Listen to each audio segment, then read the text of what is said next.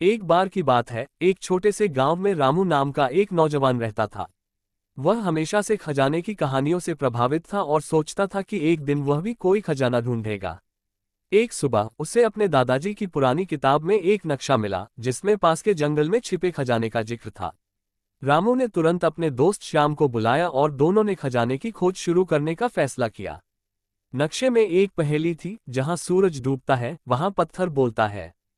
दोनों ने सोचा कि इसका मतलब पश्चिम दिशा में कोई खास पत्थर होगा। वे जंगल की ओर निकल पड़े, जहां घने पेड़ और ऊंचे ऊंचे पहाड़ थे। रास्ते में उन्हें एक नदी पार करनी पड़ी जिसमें तेज बहाव था। रामू ने एक लकड़ी का तख्ता ढूंढा और दोनों ने मिलकर नदी पार की। शाम होने तक वे एक बड़े चट्टान के पास पहुंचे जो नक्शे में दिखाए गए निशान से मिलता जुलता था।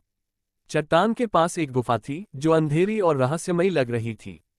श्याम डर गया, लेकिन रामू ने हिम्मत दिखाई और मशाल जलाकर गुफा में घुस गया। अंदर उन्हें एक पुराना संदूक दिखा जो ताले से बंद था। रामू ने नक्शे को फिर से देखा जिसमें लिखा था, सच्चाई की कुंजी खोलेगी रास्ता। उसने सोचा कि शायद पास में कोई सुराग होगा। गुफा की दीवार पर एक शिलालेख था, सच्चा दिल ही खजाने का हकदार है। रामू ने अपने बैग से एक छोटा चाकू निकाला और संदूक के ताले को खोलने की कोशिश की, लेकिन तभी श्याम ने कहा, शायद हमें मेहनत और ईमानदारी से इसे खोलना चाहिए, न कि चालाकी से।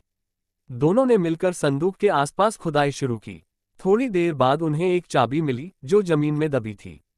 उस चाबी से संदूक खुल गया और अंदर सोने चांदी के सिक्के, हीरे और जवाहरात भरे थे।